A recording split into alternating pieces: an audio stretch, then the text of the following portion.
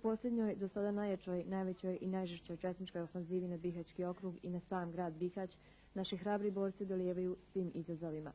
Iako su se protiv nas urotila dva agresora, jedinice bosanskih Srba, zajedno sa njima napadaju nas i jedinice hrvatskih Srba iz takozvane SAO Krajine, naše linije su sada čvrste i stabilne. Istini za volju, agresor se dosta blizu primakao Bihaću i zaposio obližnja brda, ali u grad neće ući. Dok je tu naših boraca, tako će i biti, jer su naši borci jedini zaštitnik ovog našeg trogodišnjom ratom napaćenog naroda. Razna obećanja velikih su izostala, a osim bombardovanja aviopiste na Udbini i Reono otoke, NATO avioni izvode aeromiting na bosanskom nebu.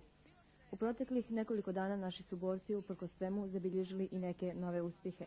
Oni na izgled nisu prevelike, ali su izuzetno visoko moralni čin koji nas tjera da istrajemo u našoj pravednoj oslobodilačkoj borbi do kraja.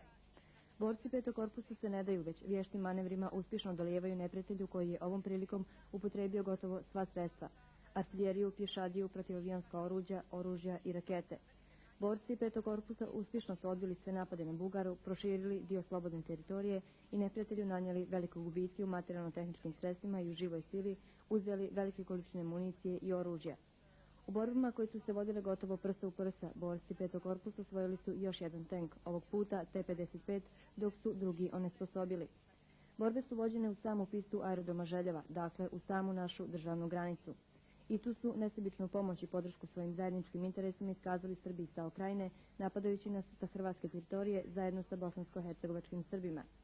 Višesatne borbe na gotovo ravnom terenu na čistini, uz unakrsnu vatru i agresorsku paljbu po našim linijama, uz upotrebu dva tenka doveli su do dramatične situacije i borbe na život i smrt.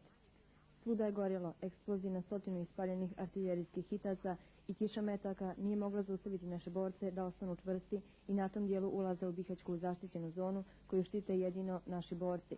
Međutim, naši borci vođeni izuzetno visokim borbenim moralom, patriotskim duhom što ga sinovi jedine domovine u sebi nose, uspjeli su istrijati i u toj borbi osvojiti jedan tank, a drugi onesposobiti.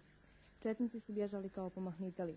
Ipak, cijele noći vođene su borbe za taj tank jer su ga neprijatelji htjeli odvući na svoju stranu. Organizirana je ekipa za pokušaj njegova izvlačenja. Dovedena je i posada tenka, a iskusni tenkisti Petog korpusa uspješno su u ranim jutarnjim satima izvukli i ovaj tank.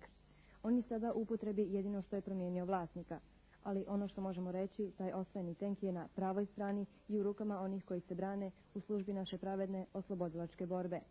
A kako naši borci običavaju reći, kada nam već 3 godine uskraćuju pravo na oružje kojim bismo se trebali braniti, mi na ovaj način, osvajajući i otimajući od agresora, skidamo embargo. Šta još treba dodati? Ništa osim heroji naši, samo naprijed i sretno.